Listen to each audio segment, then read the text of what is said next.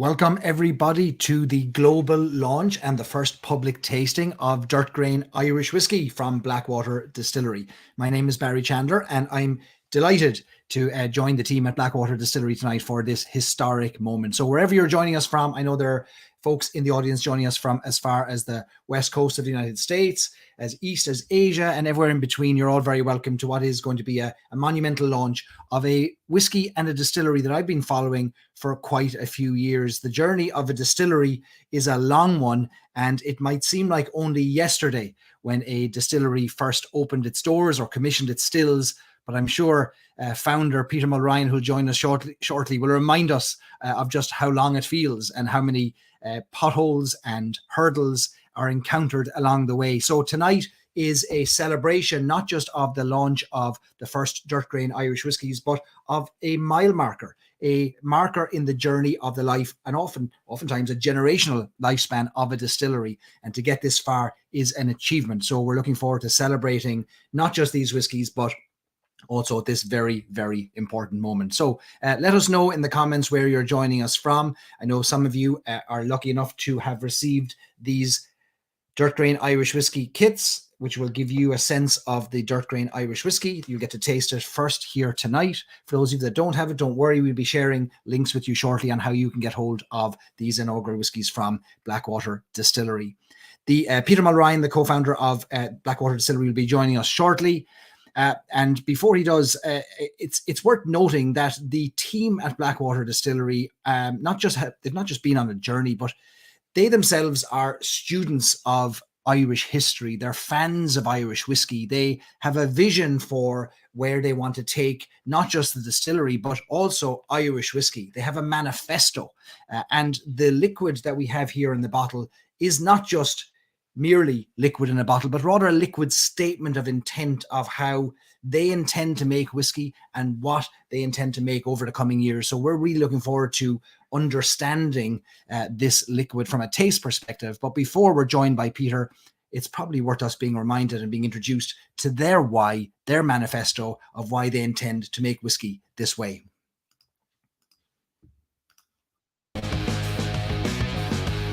Irish whiskey should be made from Irish grain, grown and malted. Simple. We hereby assert our right to resist the dumbing down of Irish whiskey, to celebrate what's authentic, to embrace tradition, to look to the future. We choose to be transparent and to trust our senses, to value the distiller above the hardware, the brewer above the software, and above all, the farmer and the maltster. Mostly, we want to make the kind of whiskey we want to make, to represent the true character of people, provenance, and produce, created from the very beginning with an obsession for flavour.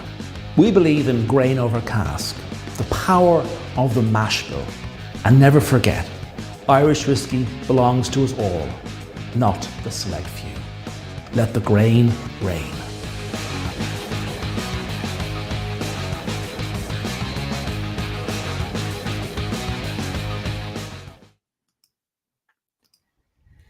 Peter, I get the sense that this is not something that was spun up in a marketing agency last week. This is something a bit more deeply believed and held, a set of values and a purpose and a vision for the distillery.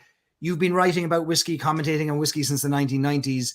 Help us understand where this particular insight came from that led you down the path to starting the distillery. Hello, Barry, and hello, everyone in there. We've got 80 people here, and looking here on the right, there's all kinds of folks from all over the world. It's great to have you all here. This is a huge night for us. We started the distillery back in 2014. Started making whiskey back in 2018.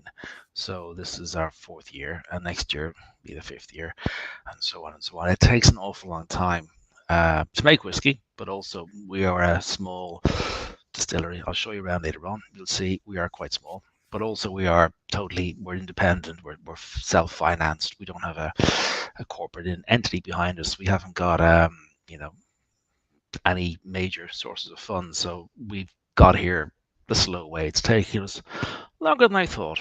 But yeah, my background, as I suppose, is what's inspired this. My background is a TV producer, radio producer, and my hobby was writing about spirits. And that came about through this wine writer called Os Clark, who is half Irish. And I was working with him in the 90s. And we were cruising around. This sounds good. It was good, actually. We were cruising around the Greek islands, making a BBC documentary. And we were talking about really, really bad Greek wine. I mean, it was pretty minging. But in the evenings, we'd go back onto the boat because we were sailing around the place, and we'd talk about whiskey. Oz was mind of information. And I was like, I had no idea. I literally had no idea, because at the time, it was probably early 90s, so there would have been Irish distillers, and Cooley would have just been starting. So, it was very early days, and just the amount of information that he was giving me was so intense. It's got me really excited, and I started writing about whiskey, and I started writing books about whiskey, and this is the Whiskies of Ireland. So it's had various incarnations. This is the last incarnation. I don't write about whiskey anymore commercially, because you can't be a jockey and a commentator. It's not fair. Having said that, I've written this manifesto for pot still whiskey. Didn't last long. Didn't last long, no. I mean, but this you'll, if you've got the press kit, you got one of these, and if you get the manifesto pack, you get one of these too. So what? A manifesto. Yeah, look, we hold ourselves to account. That's the manifesto. The manifesto is basically, what do we believe in, and how firmly do we believe in it? And we believe in it so firmly, we've written it down, we've published it. It's on the manifesto pack. It's in the video, and they're the rules we live by. Now, we don't expect everyone in the industry to live by those rules, but we expect the good guys to live by those rules. And I saw earlier we had Brendan there coming in from Killowen, and he would be sort of one of the good guys. So there's a groundswell here happening from the ground up, producers from the ground up rather than top down producers who want to connect with something quite real in Irish whiskey. So we'd be part of that sect, I suppose. You're very deeply informed, inspired, motivated by the word flavor comes up a lot in the manifesto, but flavor of the past, and this idea of letting the grain reign. So one of the pages in the manifesto, you talk about the flavor from the grain rather than from the barrel being most important to you. Why are historic mash bills going, and you have mash bills here we'll taste tonight going, that are inspired by recipes from pre-famine Ireland? Why is that the inspiration? Why the historic mash bills? Well, because when I was writing about them, I was dead curious to what they tasted like, and it wasn't made anymore, and that got me curious. And I did, down in Kilbeggan, I did manage to taste some very old stock from Kilbeggan Distillery, distilled in the late 40s. Some from Tullamore in the late 40s, and then some from Dublin in the early 50s.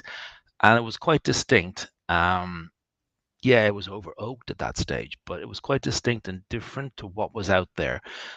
And remember, this whiskey was the whiskey that ruled the world. This was the great first coming of Irish whiskey. And we'd moved so far away from that, it made me think, well, why don't we just, we'll go back to the well? Why don't we look back in time and see if we can take inspiration from that golden period and bring it forward into this golden period? So it's as simple as that, really. This whole distillery is founded on the premise that we should explore, and we should be explorers, and not be tied to the past, but certainly take inspiration from the past.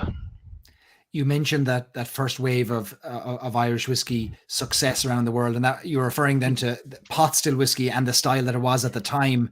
Yeah. As the years have gone by, the legislation has changed, the rules have changed, the processes have changed, machinery has changed, technology, etc. And so we find ourselves today at a point where how pot still whiskey might be defined today is different to how it was defined historically. And you're on a campaign to not just bring back the mash bills of old, but perhaps have them recognized as that name, as pot still whiskey in the future. No, completely, absolutely. That's the whole reason this is happening. Back in 2014, when we started the distillery, that year is really important. That was the year they introduced the technical file. I got sight of the file before it was put into law, and I wrote a letter to the Department of Agriculture going, guys, this is not going to work. This is not pot still Irish whiskey. And I had a long conversation on Christmas Eve with the senior member in the department. And it was very, very clear that they just wanted to get the technical file across the line. That was the most important thing, was just making it happen, because they were under pressure from Europe.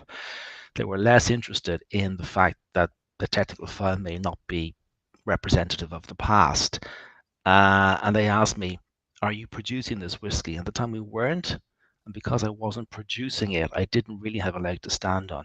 So since then, we've been fighting a guerrilla war to try and knock sense into the department. And we're doing that. I mean, both the Irish Whisky Association, and I am on the technical committee of the Irish Whisky Association, and the Irish Whisky Guild, that would contain people like myself and Brendan. We have both made submissions to the department about rewriting that particular part of the technical file.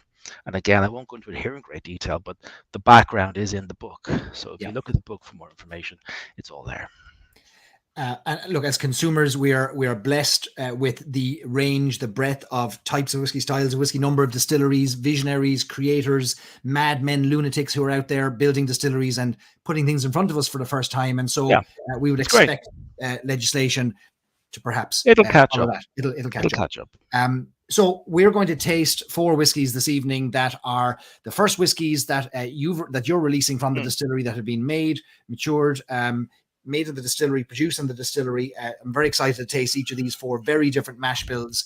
Before we go into tasting those, and we will take questions from our wonderful audience, so please put your questions in there as you have them. We'll get to as many as we can during the event, and then near the end we'll take some time to answer as many as we can as well. But Sounds before good. we do that, I wonder if we should perhaps introduce the audience to the distillery. Where are these whiskies made? Could you take us on a little magic carpet ride through the distillery? I can certainly do that. If you can imagine Ireland, that's Ireland. We're in the bottom kind of left-hand corner, on about 30 kilometers or so.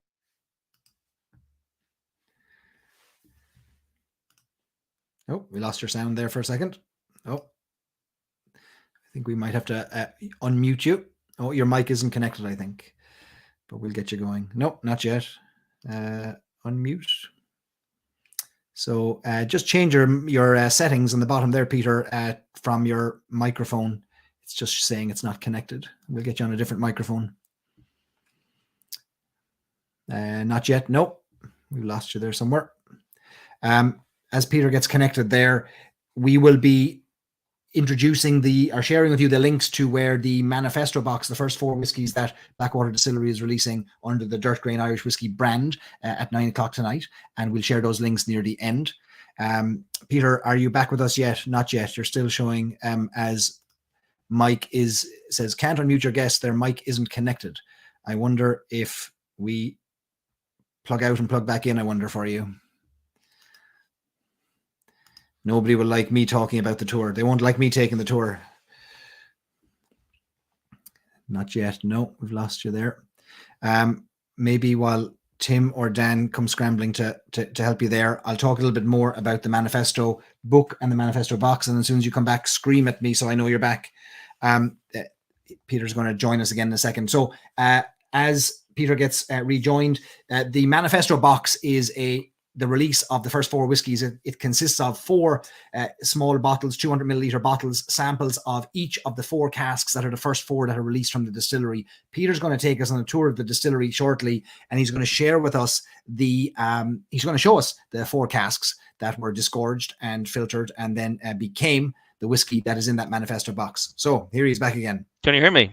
Loud and clear. Hey, you never guess I worked in television or radio, would you? You think we thought we'd cut you up for a minute, but there's a man with a clue what he's doing. He'd be right, actually. I'm in the boardroom. Oh, it's so exciting in the boardroom. Out here, the aforementioned Dan and Tim are hiding. Put your clothes on, lads. They're down the back. This is a 1950s hardware store, and this is the main still house. And the stills are just behind me there. So if anyone's coming to our open day on Saturday, you can come and see all this. Now, literally, we just stopped production. So the guys have all gone home. How it works is really quite simple. And I'll bring in a tour now. The stills are behind us. We doubled the still. There are 2 Italian stills by Frilly. Frilly do the stills for Teeling in Dublin, for example. That behind us is the control panel, and that's the perch where our head distiller, John Wilcox, sits and contemplates his life with his dog. And that machinery runs everything. Now, what's important to say is the machines don't make the cuts here. The machines alert us that a cut is due to happen. And when that happens, the guys come downstairs here and they manually check. The stills have a little tap on the side there, and the guys, that's what the little jugs are for, the guys take samples and then they use a sensory analysis, and that's when they decide to make the cut. There's a couple of reasons for that. Firstly, machines don't make whiskey because machines don't drink whiskey. People drink whiskey, so people should make whiskey, and that's what we do here. It's a manual process with automatic overrides in case someone drops dead and the place has to shut down. They're the stills, the brew house. This is not very big. This tour won't take a huge amount of time. It's free of charge. The brew house is mostly in that deep dark hole. That room there is the mill room where the grain is milled. Hello there from New York. That's a half a liter, so half a ton. So a half a metric ton of grain is what we handle here, and that kind of equates to 1 barrel. So it's a sort of a 1 barrel process. You put enough grain in to kind of make a barrel of whiskey, and in fact, just down here, this that's barrel number 1. That's the first barrel of whiskey we ever made. You can see we treat it with such respect. The lads dry their rubber gloves on it. It's a peated single malt, and it is rather delicious. So that will be made in 2018. So the process is the grain in that room there gets milled, gets dropped into the lauter tun. Then you've got your fermenters and stuff, and it goes from the fermenters into the stills I showed you earlier, which are over here. Double distill. The beer, or the wash, or the wort, I should say, a wash actually, is around, depends, it can be as miserable as 6%, depending on what mash bill we're doing. It can be as high as around 10 or 11. That goes into the first still, gets us to about 30-ish%, and then the second still, and the distillate comes off at around 71%. Now, Irish whiskey can be made, you can go as high as about 94. Now, vodka is 96, so you're within kissing distance of vodka. We don't go there. Double distillation, so you want to keep our flavor in the grain, through the mash, into the still. Here's some of our specialist grain. The place here is normally full of grain, but we've an open day on Saturday, so we've been kind of clearing it out. This is, I guess, the grain that's stacked for tomorrow. It's all grown for us in Ireland. That's part of the manifesto, is to use Irish grain. You can see here it says, maybe you can't, that's oats. That's oats. What's this? That's barley. We also use 3 heritage barleys. We use Hunter, Goldthorpe, and Old Irish. This here, though, is not. This is just regular. Oh my goodness, look at this. This is barley. This is what gives our whiskey extra flavor. Oh, Cadbury's oh look, yeah, Cadbury's Roses and Heroes. So our lovely farmer Garrett has given us a Christmas box. Isn't that sweet? Look at that. 2 boxes of chocolates. Now, has he shortchanged you some oats in the meantime to make space for the chocolates? I wonder. I've forgotten he did this last Christmas as well.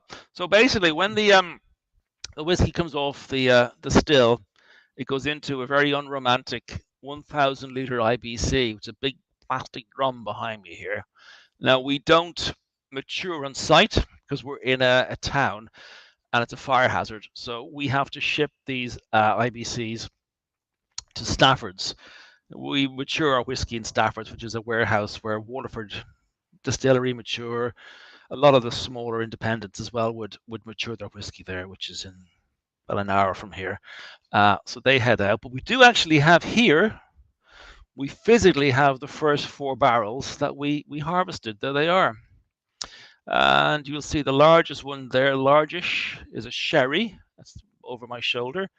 And then the other 3, one is a rye, ex-rye, one's bourbon, and one's an apple brandy. And I can talk to you later on about why we chose those casks and exactly what the policy was. So those casks came in here about a fortnight ago, and then we realized that we had no way of disgorging them. We hadn't thought about this in any great detail, but we got them out in the end. And over the past fortnight, we've been bringing them to strength, and they were bottled. So the samples you got were the first ones that we bottled, and the rest of the stuff has been bottled. And we'll be shipping it out, I'd say, from next week. Peter, when it comes to distillation and you starting with a blank slate in terms of building a distillery from scratch, yep, albeit within the confines of an old hardware store, what's the thought process when it comes to deciding between double and triple distillation? Oh, for me, it was quite a simple one, really. If we're putting the emphasis on the grain, you want to keep as many congeners as you possibly can. You want to keep as much of the original grain signature. And the more you distill something, the more ethanol you get. Ethanol doesn't taste of a whole lot. So by extension, I know a lot of nonsense is talked about double versus triple. But for my money, if you want to put the emphasis on the grain, then it makes sense to double distill. Those stills, we have two, are quite quirky. I better show you. I got a phone call one morning back in 2018 from John Teeling, the John Teeling, who I knew from my various exploits, telling me to get my ass over to Siena in Italy because there was some stills, secondhand stills, going a begging, and they're the stills we have. Now, if you look at them carefully, look at the I'm in the way. I'll go over here. If you look at there, that's the cooling towers. You'll see there are two separate sections. You'll see kind of a sticky out bit in the middle there. I'll walk around now and give you a better view. What's really curious about these stills, they were built in the late 80s in Italy, and they don't make these stills anymore because they're too capricious.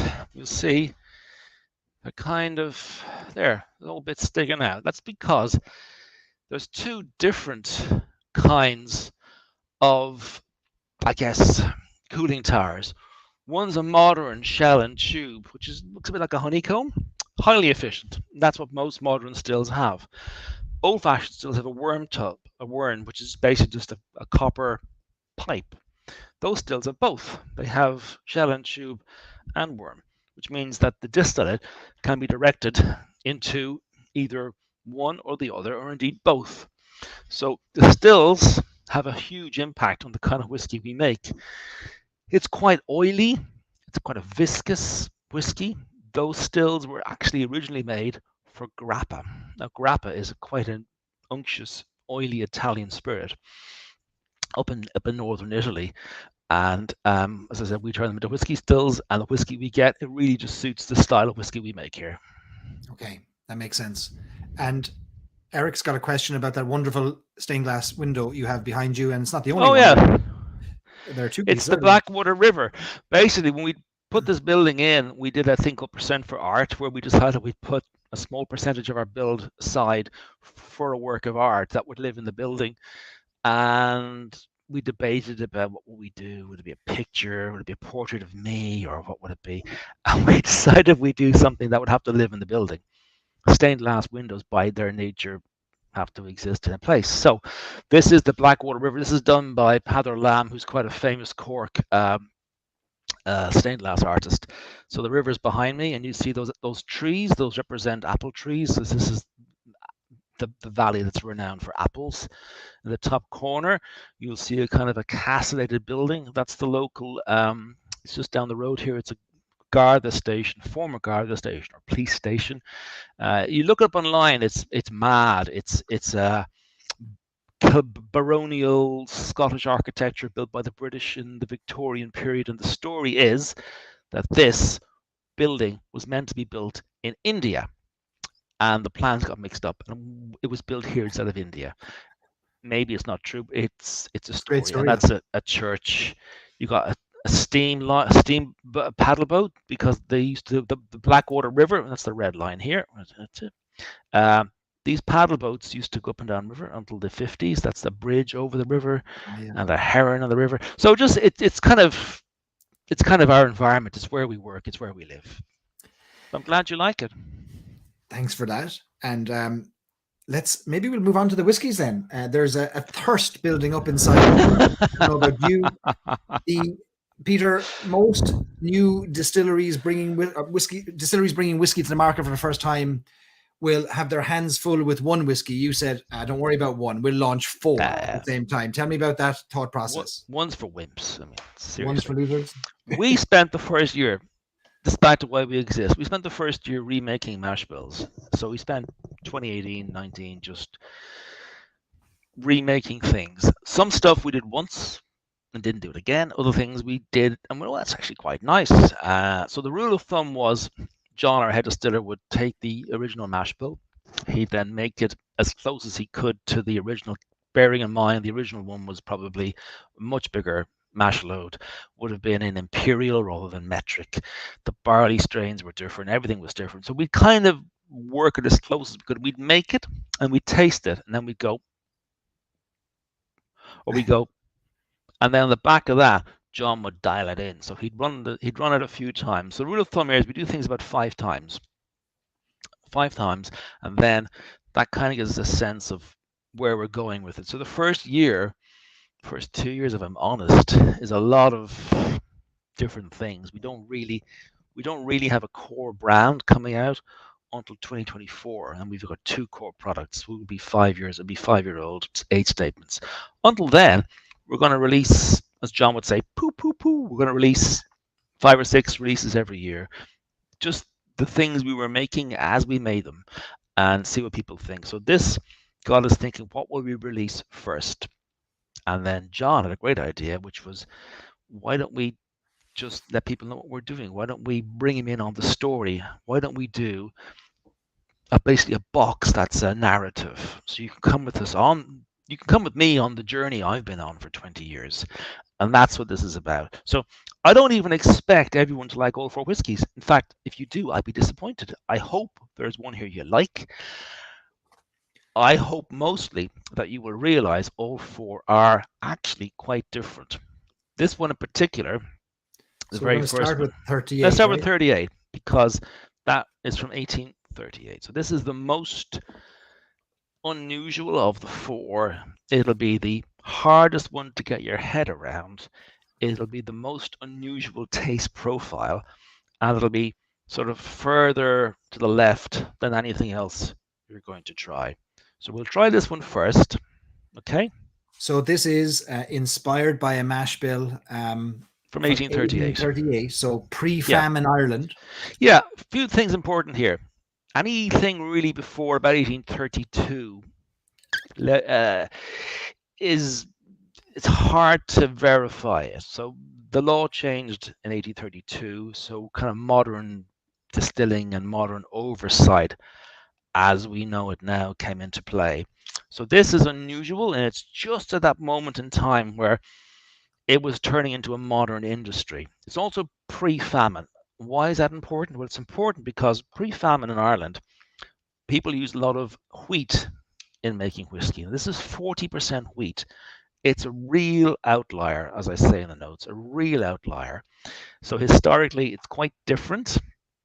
So it's 40% barley, 40% wheat, and then malt. Look at that, 20% malt. That's a really, really low amount of malt. So this is a bugger to make, and the yields are really, really low. We made this, and John went, you know what? I think this might go well in an apple brandy cask. Now these are all single cask. So basically, we take the cask, we harvest it, we bring it to strength, and we bottle it. So a couple of things to note here. Apple on the nose, yes, absolutely. Let's have a little taste. I've been talking for 29 minutes now. Have a sniff. Have a taste. Sláinte.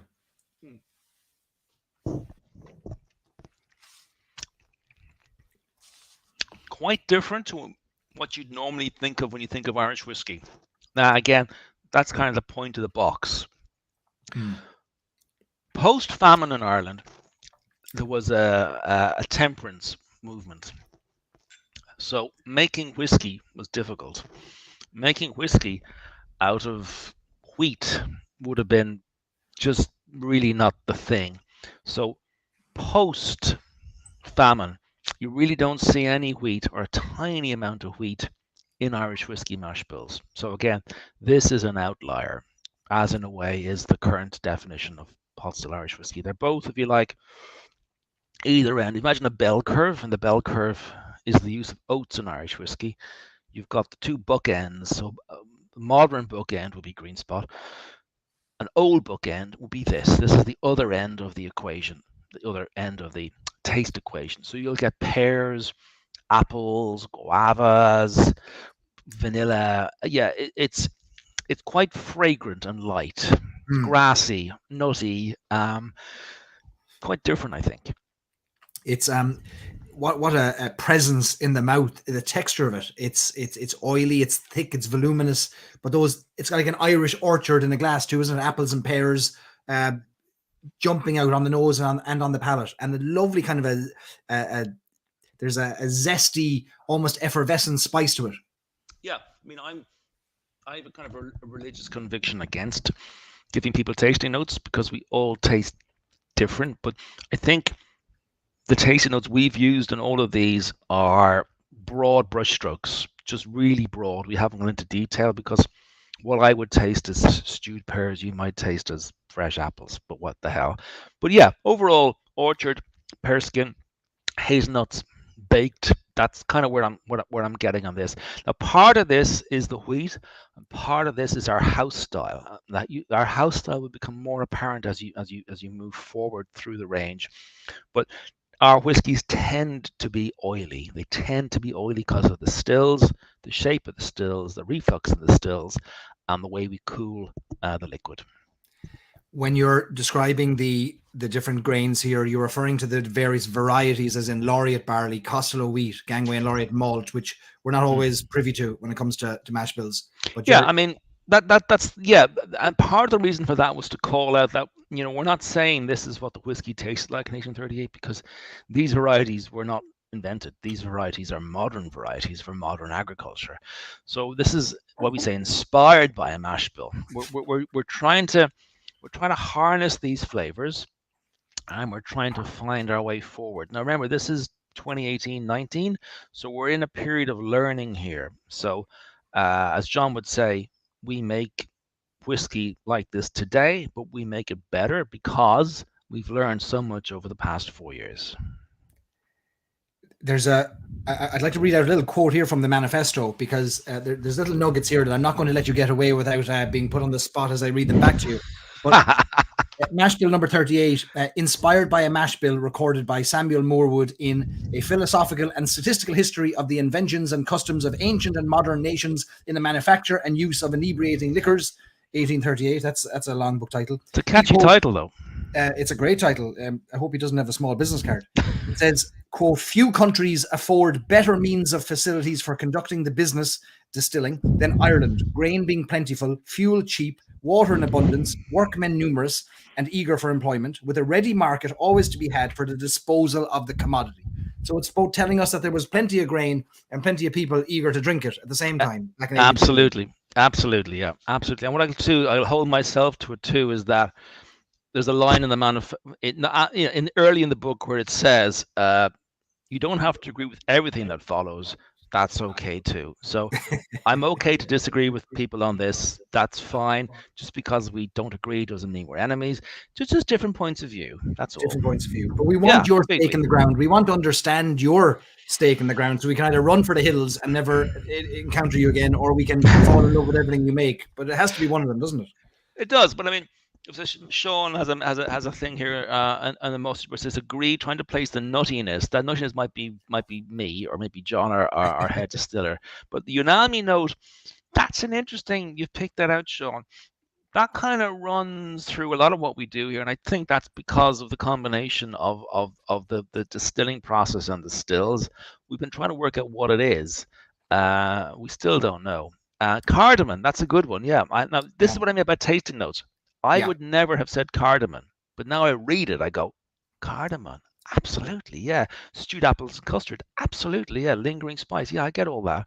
This is great seeing people taste this stuff. To say this is the first public tasting ever of these whiskies. This is Right. this is the first feedback we've had since these were new make whiskies or new make spirits back in early 2019. Peter, do we have any sense? Did you discover in your own research back in 1838, whiskey barrels weren't being used for long-term maturation, but rather storage, and there was no law at that stage yet as to how long they should spend in them. True. Yeah. Would we know how long a whiskey would have spent in a barrel in 1838? No idea. No.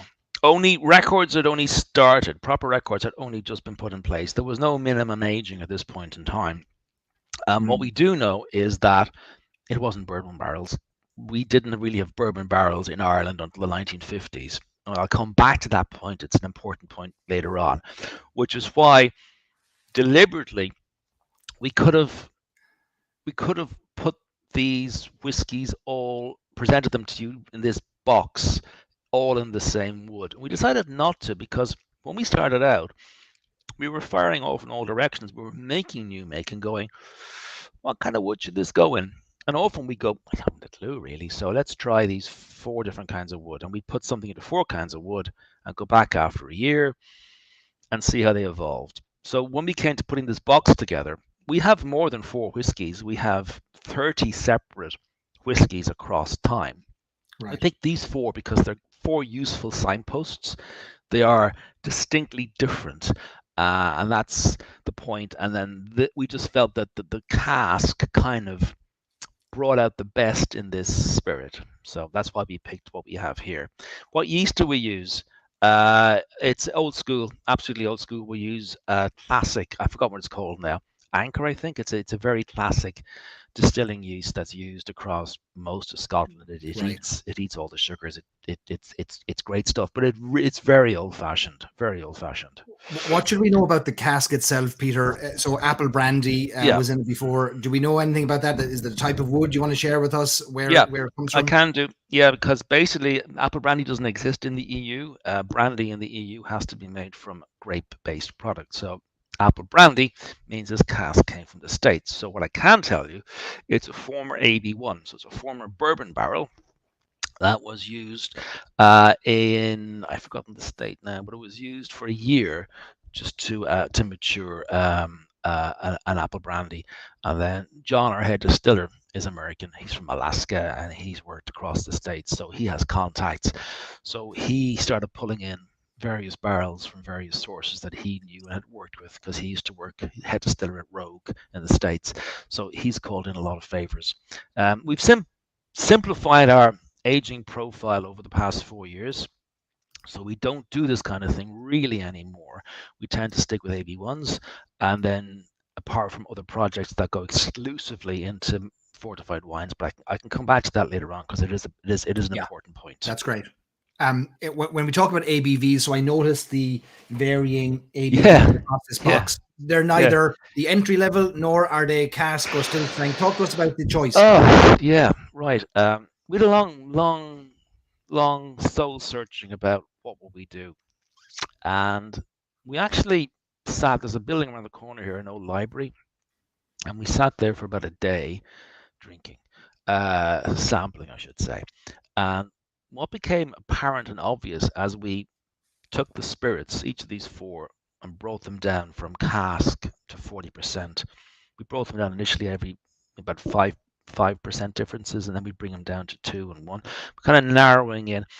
There's a lot of nonsense spoken about cask strength. Yeah, okay, alcohol will support more flavors and more oil than will water. Absolutely, that goes without saying, which is why you have say high ABV gins, or you have Pernod, which goes cloudy when you put water in, because all those oils that are held in suspension fall into solution.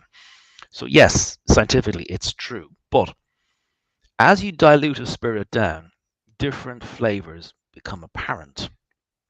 And what we decided we'd do is we would make an executive decision, and we would release each whiskey of what we think, and what John, in particular, head distiller, thinks is the ABV that is, it's the whiskey with its Sunday best on. It's as far as he's concerned, it's the way he thinks you should try it first. You can add water if you want. So that's what we did. We decided, you know what, let's just present each of these whiskies at its optimum, and that's why each ABV is slightly different. I love that. And I have found in a recent poll that we conducted with some of our members that are here, our group, that they want the distiller, the blender, to tell us the way they believe it is. Oh, really? Yeah, that's interesting. They don't want it a cask strength. They would prefer to know from the experts, here's the sweetest spot for it. Go buy it. Yeah. Sweet spot's a good word. Yeah, I mean, so we spent a week. So one particular day doing the ABVs, but 1 week on this whole project with I've forgotten the woman's name now. She's a nose. It'll come back to me. But yeah, we spent a whole week doing this, and these are what we thought were the sweet spots. Let us move along our speed dating tasting. We would love to spend an hour on each, but we'll come back. Let's go to 93. Let's go forward in time to 1893. Now this 1893. Okay. This is interesting. This is aged in sherry wood, because Irish whiskey really until the 1950s was always aged in fortified wine casks, because that's what was available here. We didn't really have bourbon casks. We had fortified wine casks. So sherry was very, very common, but so was port. It depended where you were in the country. This part of the world around here was port crazy. We had a really sweet tooth. People were drinking port left, right, and center. Marsala, Madeira. But sherry was pretty popular much everywhere, so we decided we'd just go with sherry. So this is a mash bill from the Victorian prime of the industry, aged in a sherry cask.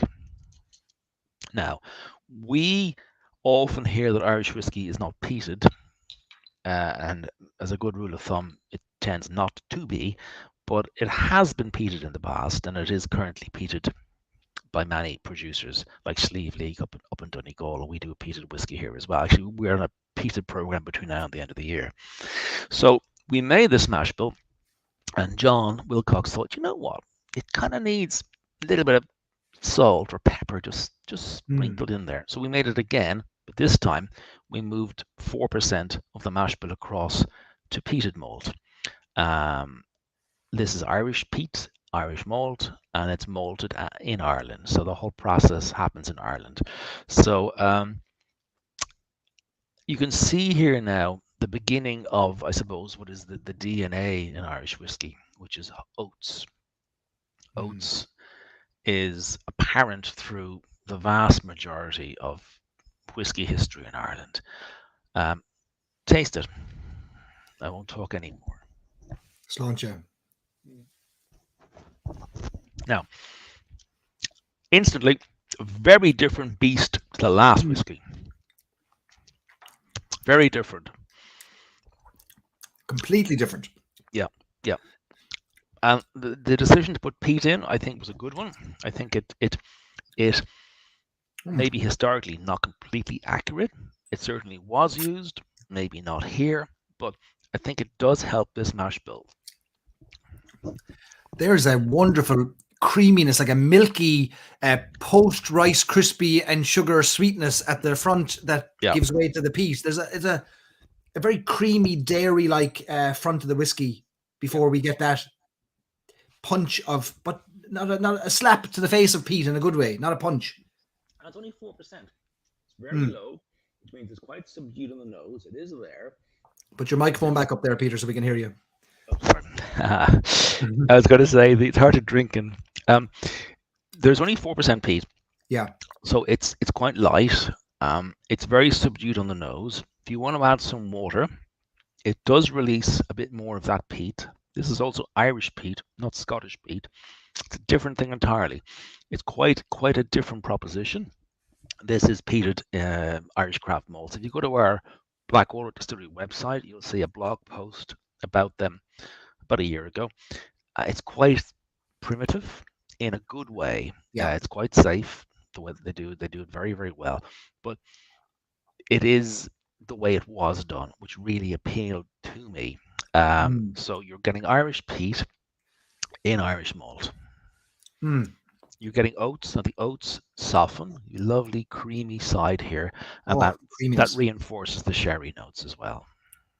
Peter, this, correct me if I'm wrong, would be the first Irish whiskey released in modern times that has been made with Irish peat, Irish malt, and then the malt peated in Ireland. So we've got it would be. Yeah, it would be Yeah. the first one that I know of. Yeah. And it's also, I think, probably the first peated pot still. Okay, technically, legally, right now, it's not a pot still, but historically, this would have been a pot still. So there's two firsts here, which is why it's in the box. How accessible will Irish peat be for you? For us, very accessible because we're tiny. Yeah. We don't. It doesn't take much peat to peat the kind of quantities we need. Custard cream right at the front of the palate. White pepper. Yeah, I love that. Yeah, that's very good. That's well done to you there. There is a note on that, right? Like I suspected rye before I saw the description, but there's no rye here. But I was looking. There's no rye, but came out. But what you're getting, I think, is the fact that you're getting a slight burn from the spirit because it's 4 years old, but you're also getting a little bit of wallop from the peat. And because we're not used to drinking Irish peat, it's quite different again to Scottish peat. So that could be it. It's like a chef's tasting spoon where you've got the different meals all stacked up on the spoon, and you'll start at the back of the spoon and you'll work your way forward. And there's dessert and a main course all in the one glass here. Will be a good introduction to peat drinkers. It could be, yeah. I mean, but that peat now is what I found too is it becomes more apparent the more oxygen that gets in the glass. If you go back to this in 5 minutes, it'll have changed character. It'll be much softer. So maybe people come back to that one in about 5 and try it again. I'm going to remind you of a quote of yours from the manifesto. God. This is another one of those moments. Remind Peter what he said. And you talk about age statements, but you have a wonderful quote here. The greatest trick the Scots ever played was convincing the world that age statements had something to do with quality. That's me channeling my inner Kaiser Soze. Yeah, it's a call to arms there. Yeah, because got a couple of things here, a couple of truths that aren't as true as you think they might be. You got to remember that in the 80s, Scotland was looking at a whiskey lake. They had really, really old whiskies. They didn't know what to do with them. So they cleverly levered their Achilles heel. Their Achilles heel was age. So they cleverly twisted it around and made age a premium concept. And it really stuck, really, really stuck. Now, I'm the first to admit that, yes, age does mellow a whiskey. But my point is that a whiskey is good or can be good at any age. It can be good at 20 years. It can be good at 10. It can be good at 5. It can be good at 3. Or in America, it can be good at 1. It's just different. It's just different. Yeah. And sometimes for me, particularly with Irish whiskey, anything over about 12 years, sometimes the wood just for me is a bit too prominent. I can do it in Scotland. I can go to maybe 16, 18, but in Ireland, because it's warmer and things tend to mature faster. John thinks the sweet spot for Irish whiskey is around 8. I think it could be a little bit older than that. But the point is that we should really think of whiskey as its own thing. And what we'd like to do, and I can tell you here first, is that, remember I said we got 4 or 5 casks of everything, and we've harvested 4 casks for this manifesto.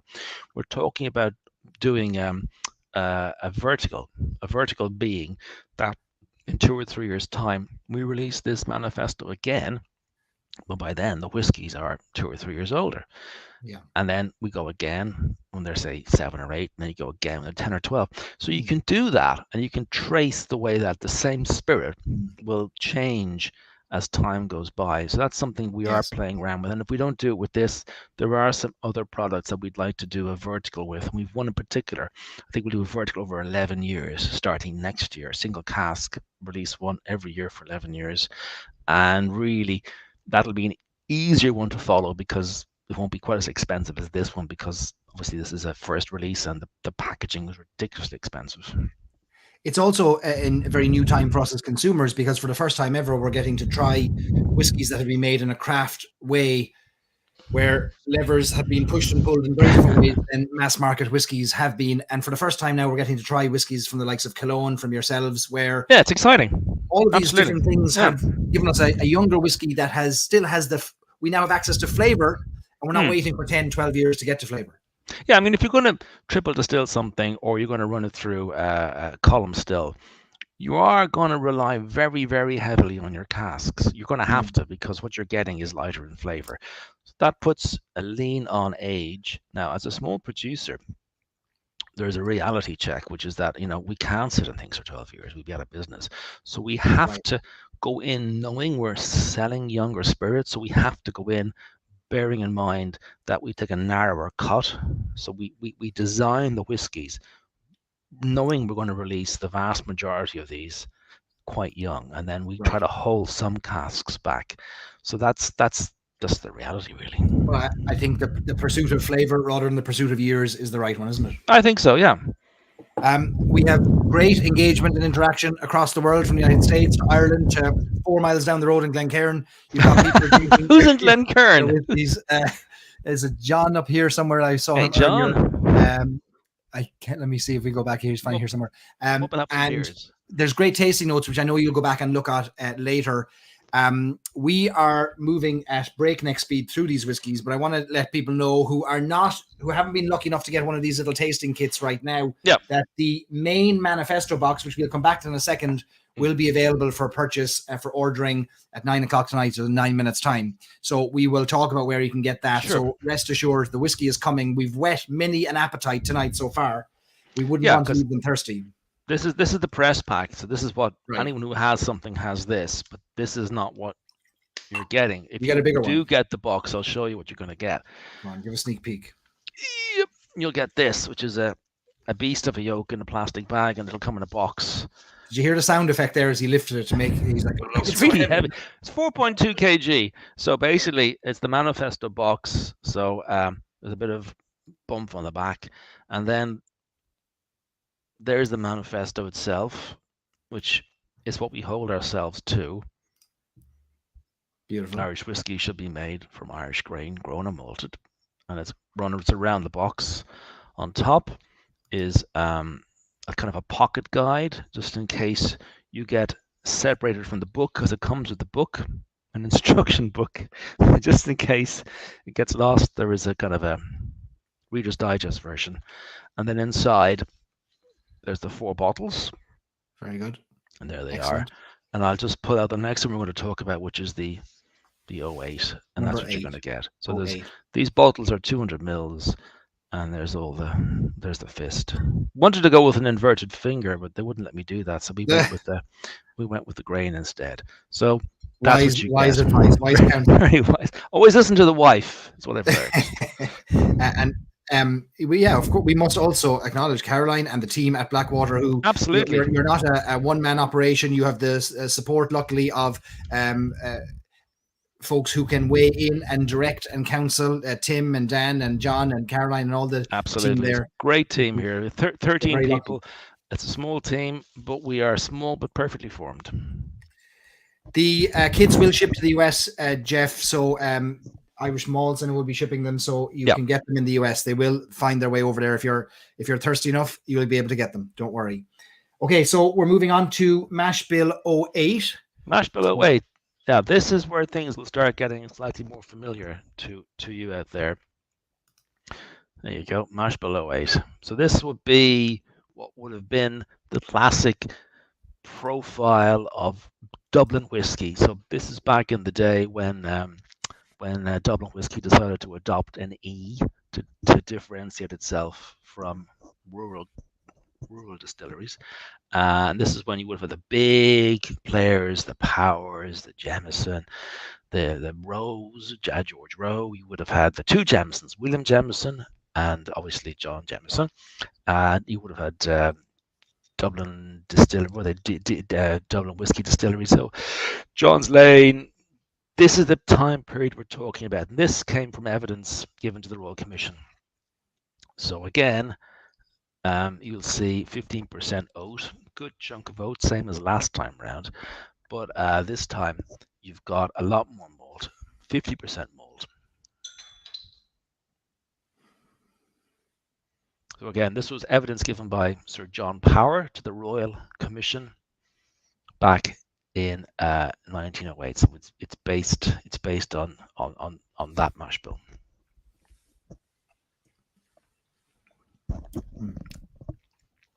Oh yeah, there's that spicy bit. Yeah.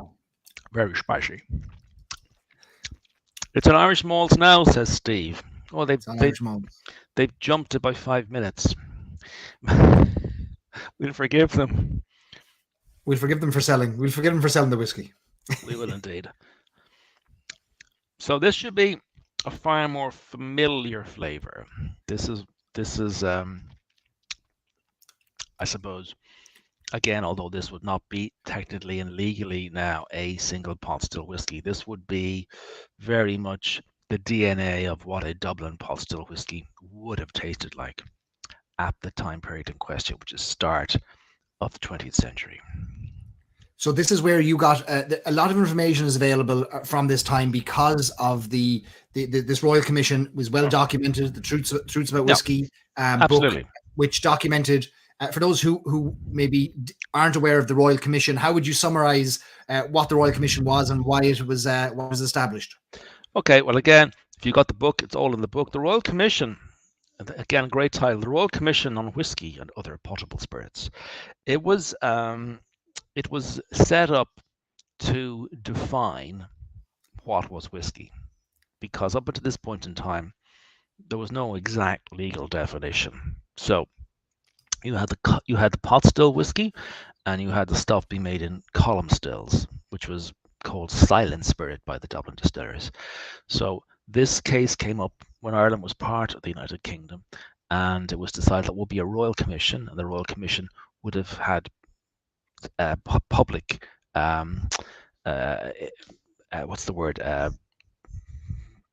chats really on an interrogation, questioning of various producers. And the great thing about the British is they love keeping records. So everything in this period is meticulously recorded. You can go online, you can punch that into Google, and you'll get all the transcripts of it. You'll get all the juicy bits are in the book, but it's a really good read. And what's interesting about it is that it's done properly. So they take evidence, they interrogate the evidence, they come to a conclusion. They do all this in the public eye. The records are all there. They can be searched, and those rules still pretty much govern the way we make whiskey across the entire of Europe now. So that's why it's really, really important.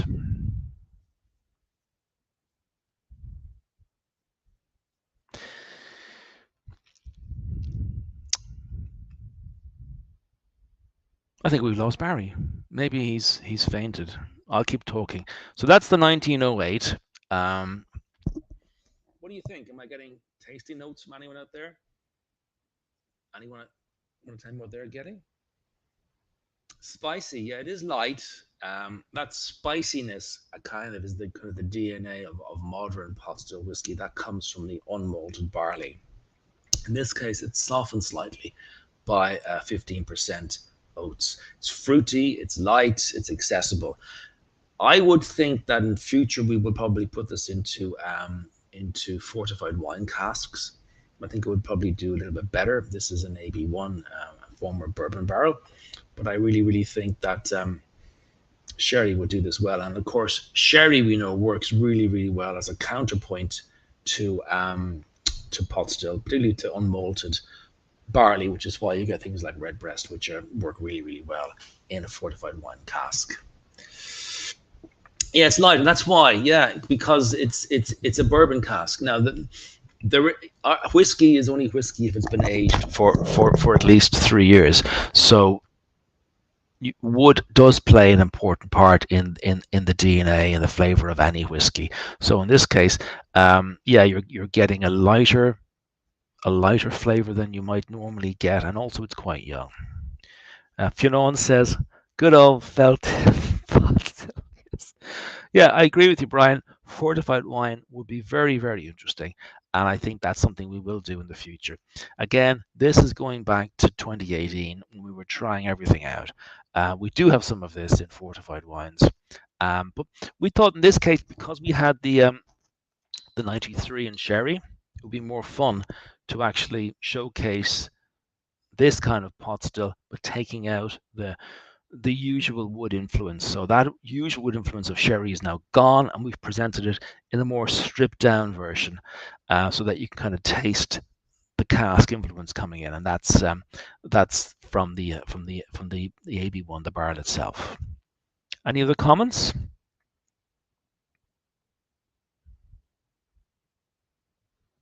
No? Okay. What else does it say here about it? It says fruity grain and red currant, dark cocoa powder. Yeah, I mean, I put the dark cocoa powder in at the very end as part of the tasting notes. I just thought there was a kind of a little bite at the back, which is normally smothered by the smoothness you get from a sherry cask. So I thought I'd just call that out. It certainly is mouth coating. Will you blend the different mash bills? Oh, there's a question. We have asked that question. Blending is itself an art form, and we have blended some whiskies in house.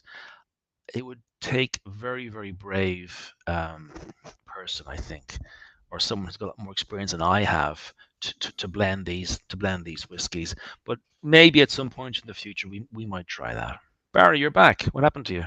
It seems like Elon Musk's satellites got attacked, and I was not. My satellite went down for a moment there, so I've switched. Oh, you missed it. I did the man. whole song and dance routine. I took out the banjo. I don't need me at missed all. it all. I was brilliant. I was just so good. I hate when people whiskey. prove that they don't need me. Favorite so far? Yeah, this is interesting. Favorite. It's certainly the most familiar. That's why I'm doing it in this order. Is the most familiar to the modern palate. Apple, vanilla, baking spices. Yeah, that's all good stuff. Yeah, dark baker's chocolate notes. Yeah, absolutely. That's what I referenced. Yeah, very much at the back. The 1908. It seems so long ago, yet it was so recent at the same time. But what a monumental time for the Irish whiskey industry, and what a game changer in terms of the direction and what we could have had versus what we did get. And that's what I'm celebrating here. We're celebrating that whole time period. Peter said Barry's is all a manifesto box. Nice one, Rick. Nice try. You want feedback? Oh yeah, thanks. I'll add it to your order, will I? Excellent, no problems. Let us move on to our next whiskey, and we will our final whiskey of the night, which is Mash Bill 15. So we've been moving in historic towards the present time. We are, and this is a very interesting whiskey for a couple of reasons. Why we put it in here. It's during the First World War, 1915. It's contemporaneous with the 08. So these would have existed in the same time and the same place. One being a Dublin whiskey, and the 15 being a rural whiskey from Cork. Now this is a mash bill.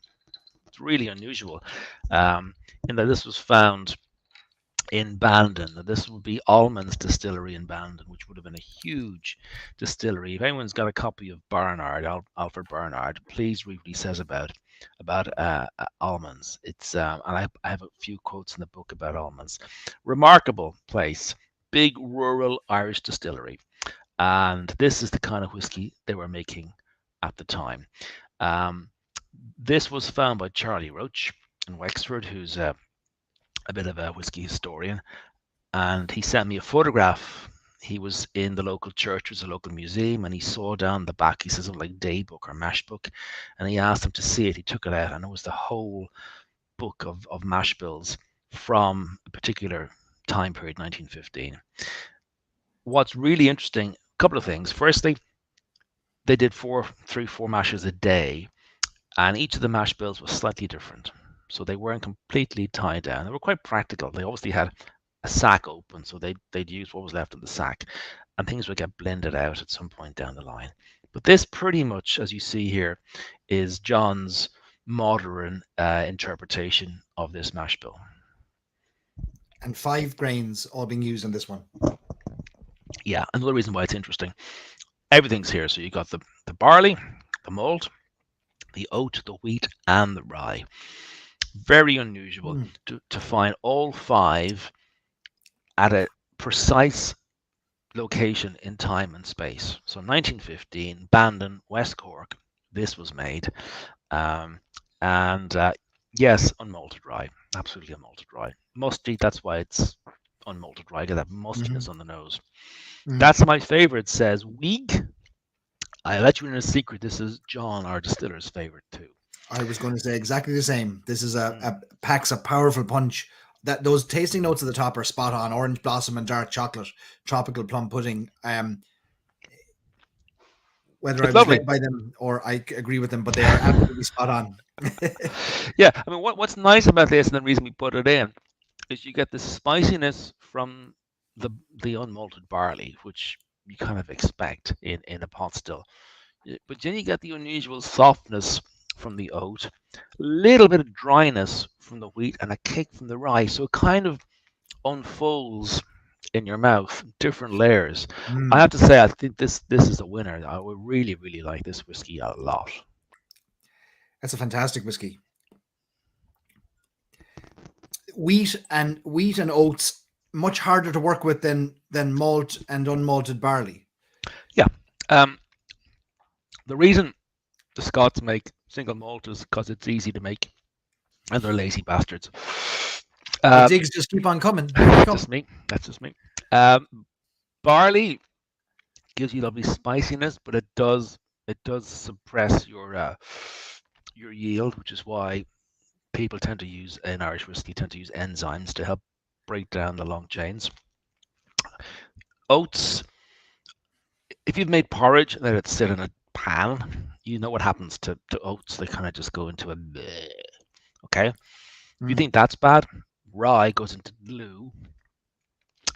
Wheat's just messy. So this is a tough one to make, and we got a pretty primitive system here. But then so did almonds. They had a primitive system too. It was 1915, for God's sake. So what we do is we layer in the ingredients. So the barley and the malt fire in, and then we bag in the oat, the wheat, or the rye. We layer it in. If you don't layer it in, you get like a kind of a film across the entire thing. You get stuck mash, and a stuck mash is a pain because essentially you've got a half a ton of grain, which is wet, and you got to shovel it out, and then it goes off to feed cows, and you've lost a half a ton of grain. You've lost a day's brewing, therefore you've lost another day's distilling, and so we have lost. I think we've lost 2 or 3 mashers over time, and we try to learn as we go, so it doesn't happen too often. Are there plans for malted oats? Yes, we do have a whiskey that uses malted oats. It's not here. We also have a whiskey that uses malted peated oats. And in fact, if you were at Putcheen live last week in Dublin, we had a Putcheen, which is coming on stream, Dirtgrain Putcheen, which uses peated malted oats and is a stonker. It's really lovely. Limited great comments there coming in from those who are sipping. Save the best for last, says William. Brian wondering if the rye has limited the oiliness of the other grains, perhaps. Yeah, I mean, rye is its own thing. Yeah, I think it has a little bit, just kind of suppressed it a little bit. But you got to remember, there's an interplay. It isn't just about the grains; it's about how they interact. So when you've got 5 grains, you've got a lot of grains interacting with one another. So yeah, there is an impact on flavor.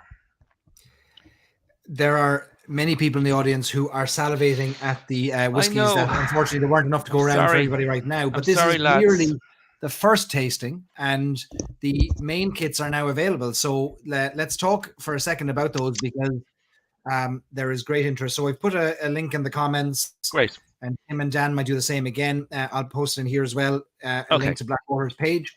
And those of our friends in the United States, Irish Malts will ship to you. James Fox will ship to you. So head on over there. Whiskey will ship to you. Yeah. If you're in the UK, Amethyst in London, and then they will go on. They will also supply Master Malt and Whiskey Exchange. So we'll ship to them next week. I think you can pre-order already on Amethyst if you're in the UK, or in GB, I should say, because we can service Northern Ireland. And obviously are in the US through Irish Malts, Celtic Whiskey, or one of those bigger lads. And yeah, so as I say, that'll be shipped out next week. And if you pre-bought a box and you're coming to the distillery on Saturday between 12 and 3, pick your box up here. Peter, I was trying to get the dates to line up from when you opened the distillery, when you first started distilling whiskey, how old this whiskey is, and I couldn't wrap my head around it until you explained it tonight, that there was a year of experimentation. There was a year of probably bank accounts being drained, hair being pulled out, but great tasting along the way, and I'm sure you look back with great fondness for it. But that's we don't see that as consumers. We don't see this kind of lost year of revenue, lost year of just costs to get to where you wanted to get to. Absolutely. I mean, we've had 4 years of just burning money here to get to this point in time, because obviously it's a terrible business model. I mean, you distill something and then you put it in a cask, which leaks or evaporates, and then you can't touch it for 3 or 4 years. So it does drain. But also what we did was unusual in that we just didn't start making a whiskey. We started experimenting, and the first 1.5 to 2 years really was us kind of finding our way. So we've got 30 separate distillates. That's not cask types, that's distillates here under the roof. And then every year we release maybe 5 or 6 of those. And as I say, we're building to having 2 core whiskies, neither of which were presented tonight. So we have other stuff up our sleeve that we'll release next year. What has been the biggest surprise to you, having researched, written about, commentated upon Irish whiskey in the course of getting to this point today? Do you look back at something and say, that was something I never thought I would encounter, or I never expected this? Was there a big takeaway? Lots of takeaways. I could bore the pants off you. Yeah. I mean, yeah. Because, I mean, firstly, I'm not an entrepreneur. I've never run a business in my life. You know, I'm a TV presenter and producer. I mean, I can't hang a shelf. We're useless. So, yeah, this is a huge, big learning curve. I have a great team around me, and I couldn't do without them. So, yeah, it's been an adventure, and I'm just very glad that, you know, tonight everyone's gone, hey, because, you know, you put all this work in, and seriously, you don't know, because you get so close to something, you don't have any distance anymore. I know I like the 15, but is that just me, or, you know, is me and John, we both gone mad, or, you know, right? Because this stuff hasn't been made. We're pushing the envelope here. We're deliberately making whiskies. It'd be safer to just make Irish pot still whiskey. Hard to get, sells at a premium. I can't sell this as pot still whiskey, so there's a gamble there. So there's lots of gambles in life, but you only have one life. So there you go. There's a good question on the right here, actually. Can I just answer? Because it's interesting. Your favorite mash bill. It's actually one an exercise John did. So John, our head distiller, thought, well, what if the last extant mash bill, I think, is from 1953, which Fionn found, which is before the whole industry just kind of imploded, net itself. What would happen if that didn't happen? What would happen if what we had in 53 had continued? Where would we be now? So he did mash bill 20, which he created in 2020. And it was kind of a natural progression from 1953. I have to say, it's a stunner. It really is. That would be my favorite. It would be John's modern take on what he'd learned over the past 4 years. Okay. Wow.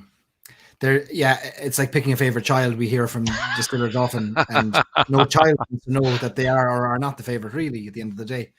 The lots of great feedback on the tasting. For those who are wondering, are there US links? So I put the link up here on the screen. It's also in the comments on Facebook and YouTube, and maybe Tim and Dan might add in the comment again if anyone's not getting it. But the links that are shared are for shipping from Ireland. So these whiskies, obviously, there's only very few of these whiskies available from 4 casks, have found their way into about 1,000 manifesto boxes, which will wing their way around the world from Ireland. So these will not be available on shelves in the UK, in the United States. They will be on some shelves in Ireland, but if you want to order them from overseas, you'll need to ship them from Irish Malts, from James Fox, from Celtic Whisky, who I'm sure will be able to help you. So follow the links on there, and you'll see where shipping is applicable to your particular place of residence. Yeah, because as you said, there's only 1,000 boxes. We took 500 for our e-store. They're all allocated, and we were oversubscribed. That leaves only 500 for the rest of the world. They go out starting next week. So if you do want to get one, I wouldn't hang around because there are literally only 1,000, and we know that because we only ordered 1,000 physical boxes. That's all we have is 1,000 boxes. So there can't be any more. We can't, and they'll all be numbered. So what I got to do next week, I'll show you, is I get my marker out, and there it'll say, see, of 1,000, and basically we put the number in there, and we are auctioning off bottle or box number 1 on Irish Whisky Auctions in December. We're auctioning that off for a local charity here. So box number 1 will go for auction, but all other 999 are out there somewhere, or will be out there very, very shortly. It's a remarkable moment for you, for the distillery. And again, we must congratulate you and the team on getting to this moment, which I know is full of frenetic running around to get to this point, and to just even get whiskies in our hands is crazy. But I'd hope, my wish is that you get to step back at some point and look at just the amazing whiskies you've all released, and can pat each other on the back and say, we did it, we got this far, because so many others didn't and couldn't and wouldn't. And so what a moment, and only the beginning, because this is the first tasting, and we hope there'll be many, many more in Ireland and around the world, and all going to plan. By 2023, you'll find your way to the United States, late 2023 perhaps, and further afield. So this is the start. There'll never again be another start, and we must congratulate you on this. This is it. This is it. And someone's asking there about, say, €40 for shipping. It's 4.2 kilos. It's a very, very, very heavy box. By the way, they're saying that's cheap for the US. Just to make it clear, that is actually cheap. It's very heavy, and it's got to be wrapped and put in a bigger box. So it's available in Germany. Irish Whiskies, Marika at irishwhiskies.de. She has it, or she will have it, and it's on pre-sale with her, I think, tomorrow. Great comments. Lots of great feedback and great praise for the whiskies. And Peter, thank you for making them available to us so that we can understand the journey, understand your own vision as well. You still have a road ahead of you in terms of the legislation changing and things like that, but your whiskies, the taste, the flavor, the profiles can't be disputed or debated. They are here in our hands and our glasses, and they're good. Yeah, I'm sure the legislation will change, but either way, it doesn't really matter. We've proved the point that grain is hugely important, that all 4 whiskies can be different. And now what we need to do is just make more of them and start bringing them to you. I think the next release will be probably March of next year, and that'll be about 4 or 5 releases next year, and about the same the year after, and then things kind of settle down a little bit. Michael says not seeing the links. Michael, we'll put them in here again for you. Here is the links. It should be appearing on YouTube in the chat there. You can click on those, or go to blackwaterdistillery.ie/dirtgrain-stockists. 2 questions that came up a couple of times early on in the chat, Peter. I didn't answer them. One was the name Dirtgrain, if you could explain the origin of that to us. And before you throw something at the screen, explain the spelling of whiskey without the E. So I'll leave the 2 of them with you. Oh, God. Dirtgrain. You won't believe the amount of tears and blood that have been shed over the name. Basically, it was going to be Blackwater Whisky, but we own the Blackwater trademark in Europe. We didn't own it in the US because it was Blackwater Distilling, and we had to find a new name. I wanted a name that would do some of the lifting. In other words, not call it Mulryan or Ballyduff, or because that's out there already, and that doesn't really tell you anything. So we wanted a name that would kind of give you a sense of what the project is about. And Dirtgrain came out from an agency we're using in Bath in England. They were just sort of an agency who do words, and they help focus your messaging. About a year ago, in fact. Tim was saying that it's exactly a year since we contacted them. And this came out of a brainstorming session, because we're about dirt, we're about grain, is what we do. It's also kind of a slightly funky name. We're kind of a funky company, so it kind of said a lot without really saying a lot. That's where it came from. I mean, someone said to me when I said name Dirtgrain, I said there's a 30% chance it'll go horribly wrong. So, but like most things in life with these whiskies, there was a horrible chance that we just should have stuck and done single malts. So you take your chance, you roll the dice, and you kind of hope that it'll work. So there you go. We'll see what happens with it. As for whiskey, that was really goes back to 2014 when we started the company. In that there was a time in the past when Irish whiskey was spelled with a Y or an E. The Dublin distilleries adopted the E to differentiate themselves from the rural distilleries, who then just adopted the E anyway, making the whole bloody thing pointless. Like Paddy whiskey was actually with a Y, no E, until 1974 or so, when it was subsumed and we had Middleton and we had the whole industry falling into monopoly. And after that monopoly situation, Irish whiskey was triple distilled, unpeated, and spelled with an E. That's stuck, and that's fine, but that's not the category proposition. That's a Middleton proposition. We're not Middleton. We're the nearest distillery to Middleton. We're a bit smaller than Middleton. So we kind of thought, you know what? Let's just wind the clock back. This is before Waterford Distillery decided to drop the E as well. This is back in 2014. So we decided we'd go with Y for whiskey. And there has been times over the past 6-7 years we've vacillated. We've kind of thought, well, we don't want to spend the rest of our lives discussing why there's no bloody E, so maybe we'll just go with the E. And then we go, well, no, let's not do that. Let's just take the E out. So that's the long way of describing how we ended up with the name we have. And bless your patience, because I see the amount of comments you have to respond to online about why you don't have the E. But I suppose it's also an educational moment, because we get to explain that there are 3 ways to spell it in the Irish technical. Well, that's the other thing. Yes, you can call it Ishkabah Earnoch, which no one does. Imagine trying to explain that. Yeah. Well, indeed. Yeah, absolutely. Yeah.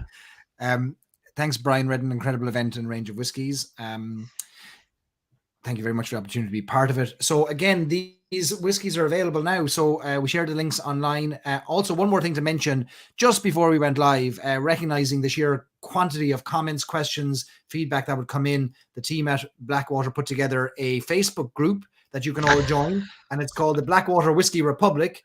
They're convinced they're in Cork, and I think they're Have they used an E? There's no E. Take out the E. I don't know. Look, here we go. We just set it up 5 minutes ago. Wait, now, I don't know. That's a good question. Let's go check it. I don't know. Whose head will roll if there's an E in it? Oh, Dan will come running in now and tell me if it's an E or no E. Maybe he won't. Maybe he's just gone home. Blackwater. There's no E. There's no E. There's no E. That's on me. That's on me. Right. Shoot me. Imagine that. The host can't even be trusted.